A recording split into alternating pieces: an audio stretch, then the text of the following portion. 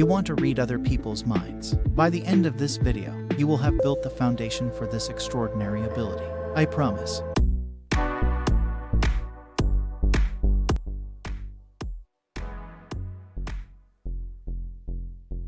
Hi, and welcome to W&H, where we provide you with useful and insightful strategies to improve yourself and level up in life. You're here because you want to know more about what other people are thinking. You may choose to use that information in very different ways, from manipulating others in order to get what you want, to having an insight that might help you change the way you act, therefore bettering relationships and enhancing your social skills. Whatever may it be, I strongly suggest not to reveal the information you've acquired by reading some, as you can never be 100% sure of its truthfulness. Handle with care. Following this little disclaimer, let's start right away with the video.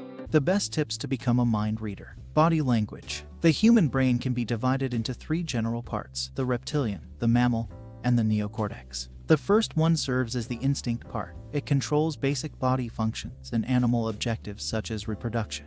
The mammal is the one which serves as the main character when speaking about memory and emotions. This is the part of the brain that is, for instance, associated with trauma formation.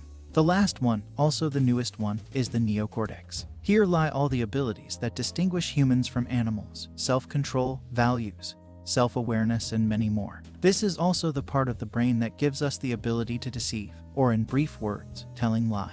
In terms of communication, the easiest body parts for a person to control and use to deceive others, ergo associated with the neocortex, are the face and the hands. Therefore, don't focus your entire attention on immediate and apparent cues such as a frown, clenched fists, or rising eyebrows. The most honest and most clue-giving parts of the body are actually feet and legs. By paying attention to people's lower limbs, we can actually get a better insight into others' subconscious, managing to often discover what they actually think, even beyond their declared opinions. For example, if someone's standing among a group of people, we can assume his favorite friend.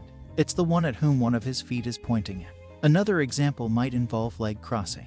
If one's leg basically forms a barrier between him and a person he's talking to, they might feel stressed or uncomfortable, needing to protect themselves from the other. Always, and I mean always, keep in mind the 3 C's of people reading. Context. Based on context, meaning if in one country rather than in another, if in a cold or hot place, if surrounded by the crowd. Nonverbal cues may have totally different meanings. For instance, if you're at the bus stop in winter and someone has their arms crossed, it probably just means they are simply cold. Changes. If you say something and the person is really focusing on the conversation, they will surely change posture or send some sort of clue based on their current feelings and thoughts about your message. So if, while speaking, you see someone suddenly leaning back on the chair and crossing their legs and arms, you should most definitely be aware that something you said was perceived as distressing or has made them feel uncomfortable. Clusters. Every time you read someone, you must read the entire person and avoid focusing on single non-verbal cues that might not mean anything. On the other hand, if multiple coherent signals happen, you may be more confident of your judgment. If you want to find out more about this topic, stay until the end of the video, as I will give advice on some of the best books to read. Also have a look at the description for links to the best videos in the matter. Trust your guts. Most of the time, we are told that we should not have prejudices or biased first impressions based on instinct. However, a lot of times we are actually correct in our intuitions. We should, instead of totally refusing to listen to our instinct, use that information in addition to other clues in the process of forming an opinion about said person. I'm saying consider your impressions. Don't become an instinct-driven ape. Clothing. Watch out for clothing choice, as it may give insights on one's passions and thoughts. Clothes are consciously picked, so the information derived from observation is probably not trying to be hidden by the person. For example, a tall male in his 20s wearing Jordan sneakers and featuring a sporty kind of clothes probably has basketball as one of his passions. On the other hand, very colorful clothing may be an indicator of extroversion, of a person who tries to stand out among the crowd. Last, but not least, become a better observer. Speak less, listen more, watch more, focus on the other person. A lot of times, it's easy to get insights about what the other is thinking.